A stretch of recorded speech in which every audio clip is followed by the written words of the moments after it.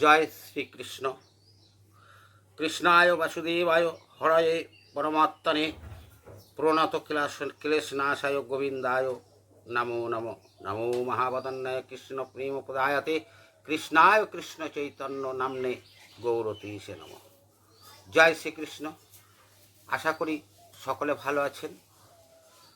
ভগবান শ্রীকৃষ্ণের ইচ্ছায় সকলে শান্তিতে সুখে এবং সুস্থ জীবন যাপন করছেন, আনন্দময় জীবন। আনন্দময় বলতে আমরা যেটা বুঝি সেটা হচ্ছে সম্পূর্ণ আনন্দময় জীবন লাভ করতে হলে পারমার্থিক জীবন লাভ করতে হয়। সেটা হয়তো আমাদের সবার দিয়ে সম্ভব হয় না, তবুও যেটুকু আছি আমরা সেইটুকুর মধ্যে আমরা আনন্দ লাভ করতে চেষ্টা করি। এই সংসার জীবনে আমরা রয়েছি, সংসার জীবনেও যদি আনন্দ লাভ করতে হয় তবে ভগবানের সান্নিধ্যে, ভগবানের শেখানো পথে আমাদের সংসার করতে হবে। নিজেদের মতো ইচ্ছা মতো যদি আমরা চলি, সুখ হয়তো পেতে পারবো, শান্তি সম্ভব হবে না কোনো দিন। এই ভগবান বলতে আমি শ্রীকৃষ্ণকে বললাম, কারণ আমার ইষ্ট দেবতা ভগবান শ্রীকৃষ্ণ। আপনার অন্য কেউ হতে পারে, সেটা নিয়ে কোনো দ্বিধাদ্বন্দ্ব নেই। দ্বিধাদ্বন্দ্ব আমার নেই, কিন্তু আমাদের এই সনাতন ধর্মে বিভিন্ন রকম কি বলবো এই বিভাগ সৃষ্টি হয়েছে। দেখবেন একজন কৃষ্ণ ভক্ত তিনি বলছেন যে দেখো আমরা কৃষ্ণ ভক্ত, অতএব আমরা কালীর প্রসাদ খাবো না। তো তাদের কাছে আমার বিনীত নিবেদন, বিনীত প্রশ্ন যে কেন? কালী কি অচ্যুত? কালী কি অস্পৃশ্য যে আপনি কৃষ্ণ ভজন করেন, কৃষ্ণ সেবা করেন বলে কালীর প্রসাদ খেতে পারবেন না? এই ধরনের কুসংস্কার আমাদের সনাতনীকে দ্বিধাদ্বন্দ্ব করে ভাঙতে ভাঙতে ছিন্ন ভিন্ন করে ফেলছে, যার জন্যে আমাদের মধ্যে একনিষ্ঠ হওয়া বা একত্রিত হওয়া সম্ভব হচ্ছে না। ভজন অন্য জিনিস, জপ তপ সাধনা, ঈশ্বর সান্নিধ্যে আসার বললাম পরমানন্দ লাভ করার একটা রাস্তা। তার আগে আমাদের একত্রিত হতে হবে। তো ভজন করতে গেলে, সাধন করতে গেলে একত্রিত হওয়ার প্রয়োজন। সেই জায়গাটাকে নষ্ট করছে কিছু কিছু মানুষ। কেন? অজ্ঞানতাবশত বলবো, অথবা কুসংস্কার বশত। আমি একজন পরমকৃষ্ণ ভক্তকে প্রশ্ন করেছিলাম যে বলুন তো, আপনি বলছেন কালীর প্রসাদ খাওয়া যাবে না, এটা কেন বলছেন? কালীকে আপনারা কি শ্রদ্ধা করেন না? তিনি বললেন না, কালীকে অসম্মান করবো কেন? কালী তো আমাদের দেবী মহামায়া। কিন্তু আমরা যে কালীর প্রসাদ খাই না, তার কারণ হচ্ছে তিনি যে ব্যাখ্যাটা দিলেন, তিনি বললেন ভগবান শ্রীকৃষ্ণ কি তাই বলেছেন যে তাকে দিয়ে তবে প্রসাদ পেতে হয়। তা আমরা কৃষ্ণ প্রসাদ গ্রহণ করি, তো তা কালী পূজাতে কৃষ্ণকে প্রসাদ নিবেদন করা হয় না, ওটা কৃষ্ণের প্রসাদ না, তাই আমরা গ্রহণ করি না। আমি বললাম অপরাধ যদি না নেন, আপনারা ধরো বলছি আপনারা অপরাধ নেবেন না আমার। আমি বললাম যে দেখুন, আমাদের সনাতন পূজা পদ্ধতি যেটা আছে সেইটা সম্বন্ধে আপনার হয়তো সঠিক জানা নেই। সনাতন পুজো পদ্ধতিতে আপনি যে পূজাই করতে যান, তাতে গণেশ আদি পঞ্চদেবতার পুজো করা হয় আগে, তারপরে যে দেবীর পুজো করা হচ্ছে তার করা হয়। এই গণেশ আদি পঞ্চদেবতা, পাঁচজন দেবতা, এই পাঁচজন দেবতার মধ্যে বিষ্ণুও আছেন। বিষ্ণুর পূজা বাদ দিয়ে কোনো পূজাই করা হয় না। তাহলে আপনি কি করে বলছেন যে কৃষ্ণকে নিবেদন না করে কালীর পুজো করা হয়েছে, তাই এই প্রসাদ পাবো না? এগুলো এনাদের ভুল ব্যাখ্যা, সঠিক ব্যাখ্যা নয়। এনাদের মনে বদ্ধমূল ধারণা কেউ করে দিয়েছে, সেই বদ্ধমূল ধারণায় চলছে। এটা ভক্তির লক্ষণ নয়, এটা সাধনার লক্ষণ নয়। ভগবান শ্রীকৃষ্ণ শ্রীমদ্ ভগবদ গীতায় বলেছেন যে যেভাবেই অর্চন করুক, যাকেই অর্চন করুক না কেন, পক্ষান্তরে তা আমাকেই নিবেদন করা হয়। তো এদের কথায় যদি বলি তাহলে ভগবান শ্রীকৃষ্ণের কথাকেও ওরা ভুল বলে প্রমাণিত করছে। এদের থেকে দূরে থাকতে হবে, অথবা এদের সঠিক ধর্ম পদ্ধতিটা বুঝিয়ে দিতে হবে, নাহলে আমাদের এই সনাতন ধর্মের মারাত্মক ক্ষতি হয়ে যাবে।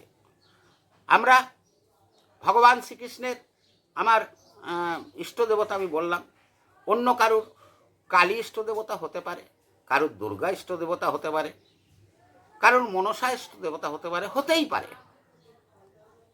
তাতে অসুবিধা কোথায়? কে বড়? আজকের দিনে আমাদের ধর্মে বেশিরভাগ মানুষ বলছে কে বড়। এই কে বড় নিয়ে তর্ক বিতর্ক শুরু হয়েছে। কেউ বলছে কৃষ্ণ বড়, কেউ বলছে শিব বড়, কেউ বলছে ব্রহ্মা বড়। আরে বাবা, বড় নিয়ে কি হবে? বড় ধুয়ে জল খাবে না। আমাদের উচিত ভগবান শ্রীকৃষ্ণের কথা মতো একজন ইষ্ট দেবতা আমার থাকবে, কিন্তু সেই ইষ্ট দেবতারই সংসারের আরও দেবতা, তারাও ইষ্টদেবের সংসারেরই দেবতা, অতএব তারাও আমার ইষ্ট দেবতার লোক। তাই আমার ইষ্ট দেবতাকে আমি সর্বদা স্মরণ করব, কিন্তু অন্য অন্য দেবতাকেও আমি সম্মান করব, নাহলে আমার ইষ্ট দেবতাই ক্রোধিত হবেন, আমার সাধন পথে ব্যাঘাত সৃষ্টি হবে। দেখুন, ভগবান শ্রীকৃষ্ণ বলেছেন গীতায়, আমার দ্রব্য আমাকে না দিয়ে যদি কেউ ভক্ষণ করে, গ্রহণ করে, তাহলে সে চৌর্যবৃত্তি করে। খুব ভালো কথা। ভগবান শ্রীকৃষ্ণের কথা সর্বান্তকরণে আমি তো মেনে নেই, আর কারা কারা মানেন জানি না। আবার এই কিছু কিছু ভক্ত আছে, তারা বলছে না গো না, তুমি শূদ্র, তুমি ভগবানকে অন্ন নিবেদন করতে পারবে না, তুমি বৈশ্য, তুমি ভগবানকে অন্ন নিবেদন করতে পারবে না, অন্ন নিবেদন একমাত্র ব্রাহ্মণরাই করবে। এ কথা কোথায় পেয়েছে এরা? পেতে পারে, বেদে পেতে পারে, কিন্তু এই দ্বিধাদ্বন্দ্বকে শেষ করার জন্যে আমাদের শ্রী চৈতন্য মহাপ্রভু ধরাধামে অবতীর্ণ হয়েছিলেন নররূপে। সত্যযুগ থেকে আমরা চিন্তা করলে দেখব যে তখন একমাত্র ব্রাহ্মণরাই পূজা অর্চনা, যাগযজ্ঞ, ধর্ম বিষয়টাকে নিয়ে থাকতেন। তাই অন্য ক্ষত্রিয়, বৈশ্য, শূদ্র এরা কি করত? এরা এই ব্রাহ্মণের ওপরে তাদের পূজা অর্চনা এবং দেবভক্তির দায়িত্ব দিত, তাদের নাম গোত্রে তারা করত, আর এরা এদের কর্মে ব্যস্ত থাকত। তাই তখন নিয়ম ছিল ব্রাহ্মণ ছাড়া অন্যের হাতে অন্ন খাওয়া যাবে না, অন্ন ভগবানকে নিবেদন করা যাবে না। সেটা সত্যতে তা দাপর গেল। কিন্তু যখন কলিযুগ এলো, ঘরে ঘরে গুরুদেবের জন্ম হলো, প্রত্যেকে বলছে আমি গুরুদেব। এই যে ঘরে ঘরে গুরুদেবের জন্ম হলো, এই জন্মের ফলে, এই যে জন্মের ফলে ভগবান দেখলেন যে এই ঘরে ঘরে গুরুদেব জন্মেছে, ধর্মকে এরা বিশৃঙ্খলার সৃষ্টি করবে, বিপথে নিয়ে যাবে। মহাপ্রভু বললেন কি, গুরু কে হবে? কিবা ব্রাহ্মণ, কিবা বৈশ্য, শূদ্র কেন নয়, যেই কৃষ্ণ তত্ত্ববেত্তা সেই গুরু হয়। এটা মহাপ্রভুর ব্যাখ্যা। তাহলে সে গুরু কৃষ্ণ তত্ত্ববেত্তা। সে আমাদের যে 4টে সম্প্রদায় আছে, 4টে বর্ণ আছে, যে কোনো বর্ণের মানুষ সে হতে পারে। তাহলে এরা কেন বলছে যে ব্রাহ্মণ ছাড়া অন্য ভগবানকে নিবেদন করতে পারবে না? এদিকে ভগবান বলেছেন আমাকে না দিয়ে ভক্ষণ করলে চুরি করা হয়। তাহলে ব্রাহ্মণ ছাড়া অন্য বর্ণের মানুষগুলো তারা কি অন্ন সেবা না করে থাকবে? সেবা করলেই তো চুরি করা হবে। এরা আবার বলছে ভগবানকে দিতে পারবে না ওরা ব্রাহ্মণ ছাড়া। এগুলো সবই আমাদের ধর্মের ভ্রান্তি। একটা কথা আমাদের মনে রাখতে হবে, একটা গ্রন্থ লিপিবদ্ধ হয়, বারবার তার সংস্কার হয়। সংস্কারের কারণ কি? যুগ উপযোগী করে তোলা হয়। আজ থেকে 50 বছর আগে যে গ্রন্থ রচিত আছে, তখন অনেক কিছুই ছিল না, ইলেকট্রিক থেকে আরম্ভ করে। এখন ইলেকট্রিক ইত্যাদি হয়েছে, বিজ্ঞান অনেক উন্নত হয়েছে, তাই তখনকার লিখিত কিছু কিছু জিনিস এখন আর চলে না, তাই ওই গ্রন্থটাকে সংস্কারের প্রয়োজন। তাই সত্যযুগের ভাবধারা নিয়ে যদি বসে থাকে এরা, তাহলে এই মহা কলিযুগে কৃষ্ণ ভক্তি লাভের রাস্তা দেখাতে পারবে না। পারবে না বলেই ভগবান নিজে শ্রী চৈতন্য দেব রূপে অবতীর্ণ হয়ে বুঝিয়ে গেলেন, দেখিয়ে গেলেন এই রাজ্যে কিভাবে অধিষ্ঠান করতে হবে। এখন বুঝিয়ে যাওয়ার পরও আমরা অনেকেই সেই সত্যযুগের ভাবধারা নিয়ে বসে আছি। ইয়ে করলে সনাতন ধর্মের অগ্রগতি হবে তো না, আস্তে আস্তে সনাতন ধর্ম ধ্বংসের দিকে এগোবে। সেই জন্য আমাদের উচিত মনের আভ্যন্তরীণ ভক্তিকে সম্পূর্ণভাবে ভগবানের চরণে অর্পণ করে, যার যা ইষ্ট দেবতা আছে তার পায়ে অর্পণ করে আমাদের ধর্ম সাধনায় এগিয়ে যেতে হবে, জপ তপ ধ্যান ইত্যাদির মাধ্যমে। আসল কথা হচ্ছে মনকে সংযম করতে হবে, মনকে স্থির করতে হবে। মন আমাদের চতুর্ধারে ঘুরে ঘুরে বেড়াচ্ছে বলেই এই চঞ্চল মনের জন্যে আমরা সঠিক জপ ধ্যান ইত্যাদি করতে পারছি না। তাই আমাদের মধ্যে যে মহান শক্তিগুলো আছে সেগুলোকে আমরা জাগরিত করতে পারছি না, ধর্মের স্বাদও পাচ্ছি না, আর সেই পরমানন্দ লাভও করতে পারছি না। তাই সব কিছু ভুলে আমাদের উচিত সেই শক্তিগুলো আস্তে আস্তে জাগরিত করার চেষ্টা করতে হবে। কে কার পূজা করবে তার ব্যক্তিগত ব্যাপার, যে জারি করুক তার মধ্যে দিয়ে গিয়েই সে সিদ্ধি লাভ করতে পারবে। ঠাকুর শ্রী শ্রী রামকৃষ্ণ পরমহংসদেব এর একটা উদাহরণ একদম ছোট্টভাবে সরল কথায় দিয়েছেন, যা একটা ছোট শিশুও বুঝতে পারবে। তিনি বললেন যে দেখো, একটা বড় পুকুর হলে তার অনেকগুলো ঘাট থাকে, এক ঘাট দিয়ে সবাই নামে না। তো যার যে ঘাট দিয়ে সুবিধা, যে ঘাট দিয়ে সে নামতে পারে সে নামুক, অসুবিধা নেই। কিন্তু যে ঘাট দিয়েই নামুক, তার আসল উদ্দেশ্য তো জল, তাই সবাই সেই জলের কাছে যাচ্ছে।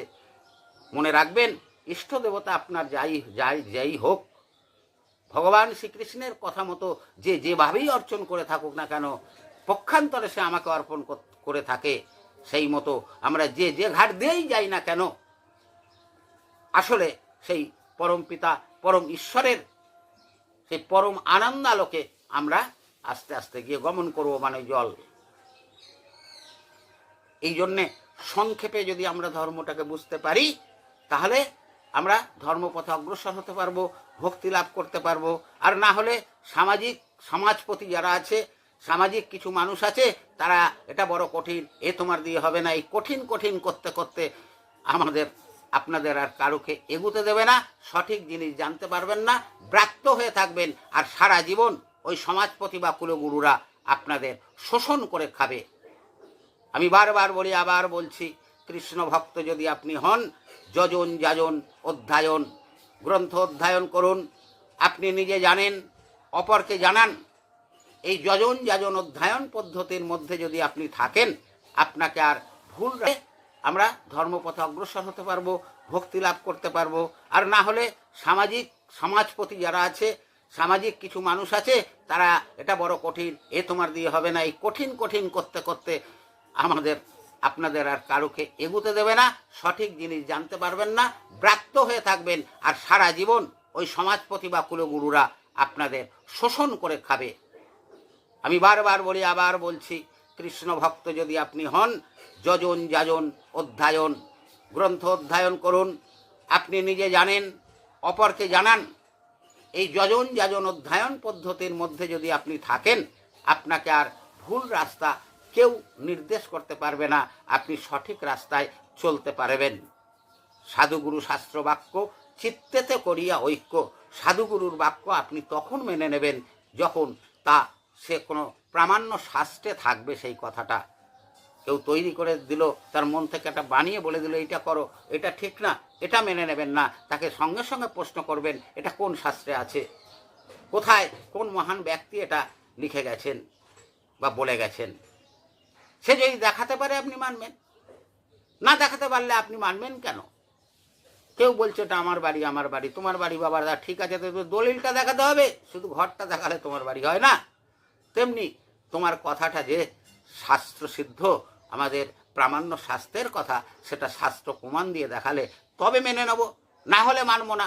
এই প্রতিজ্ঞা যদি আমরা করি, আর এই কুলগুরুরা আর সমাজপতি যারা নিজেদের ভক্ত বলে জাহির করে, এরা আর আমাদের ভুল রাস্তায় চালিত করতে পারবে না। আমরা ঠিক ঠিক রাস্তায় চলব এবং ভগবানের পরম ধামে প্রবেশ করতে পারবো এবং পরমানন্দ লাভ করতে পারবো। যাই হোক, যেটুকু আলোচনা করলাম সেটুকু থেকে আপনার যদি এতটুকু ভক্তি লাভ হয়, এতটুকু শিক্ষা লাভ হয়, এতটুকু আপনি যদি সুপথের সন্ধান পেয়েছি মনে করেন, সেটা জানবেন আমার পরমেশ্বর ভগবান শ্রীকৃষ্ণের আশীর্বাদ। আর আমি যে সকল কথা বললাম সবার কাছে আমি ক্ষমা চেয়ে নিচ্ছি। আমার কথার ত্রুটি যদি কিছু থেকে থাকে, আপনারা আমাকে আপনাদের নিজের জন মনে করে ক্ষমা করে দেবেন। আমাদের এই যে চ্যানেলটা চলছে, এই চ্যানেলের কথাগুলো বা ভিডিওগুলো যদি আপনাদের ভালো লেগে থাকে, তাহলে আপনারা সাবস্ক্রাইব করবেন, বেল বটন প্রেস করে অল করে রাখবেন, লাইক করবেন, আবার আপনারা কমেন্টও করবেন। কমেন্ট করার দরকার এই জন্যে, আপনারা কমেন্ট বক্সে কমেন্ট করলেই আমি বুঝতে পারবো আপনারা কি জানতে চাইছেন, কি বুঝতে চাইছেন, কি জিজ্ঞাসু আপনার।